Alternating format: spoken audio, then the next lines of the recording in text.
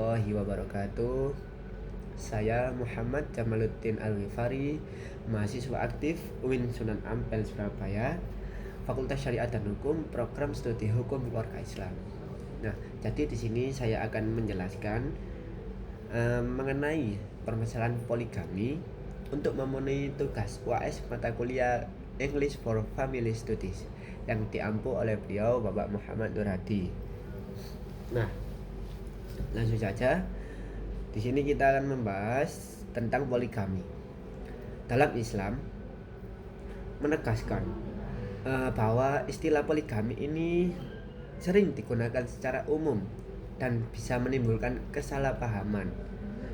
Nah, dalam Islam yang diperbolehkan adalah poligami, yaitu seorang laki-laki yang menikahi lebih dari satu perempuan.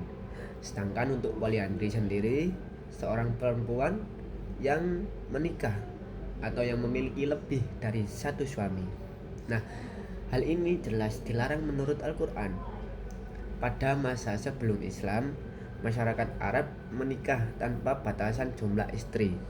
Tetapi Islam kemudian membatasinya menjadi maksimal 4 istri, dengan syarat harus dapat berlaku adil kepada semua istrinya.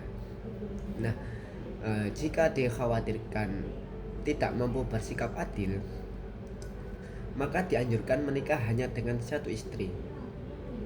Adapun para fuqaha, mereka berbeda pendapat apakah keadilan dalam poligami merupakan kewajiban yang sifatnya legal atau hanya tuntutan moral. Nah, sebagian ulama juga menegaskan bahwa poligami pada prinsipnya dapat diarahkan pada monogami sebab manusia tidak mampu berlaku adil secara sempurna. Meskipun mayoritas ulama menolak pandangan tersebut. Secara hukum, poligami tidak diwajibkan, tetapi diperbolehkan dengan syarat-syarat tertentu. Nah, dalam praktik di negara-negara Muslim, poligami diterapkan dengan cara yang berbeda-beda. Ada yang memperbolehkan dengan batasan, ada yang melarang dan dianggap bertentangan dengan prinsip Al-Quran, dan ada pula yang mensyaratkan izin hakim atau memberi ruang kepada istri untuk menuntut cerai bila suami itu menikah lagi. Hal ini menunjukkan bahwa meskipun poligami dibolehkan dalam Islam, penerapannya disesuaikan dengan kondisi sosial, hukum, dan kemaslahatan masing-masing negara. Nah, menurut Malaysian Islamic Family tahun 1984, poligami dibolehkan tetapi harus melalui proses izin pengadilan. Nah, ada satu kasus dalam hukum di Malaysia, yaitu kasus dari Aisyah Abdul Rauf dengan Wan Muhammad Yusuf tahun 1990, bahwa Komite Banding Mahkamah Syariah Selangor memutuskan bahwa aturan mengenai izin pengadilan untuk poligami yang tercantum dalam pasal 23 undang-undang tersebut tidak bertentangan dengan Quran surat An-Nisa ayat 3 yang berbunyi fangkihuma tobalakum minan nisa imasna wasulasa waruba.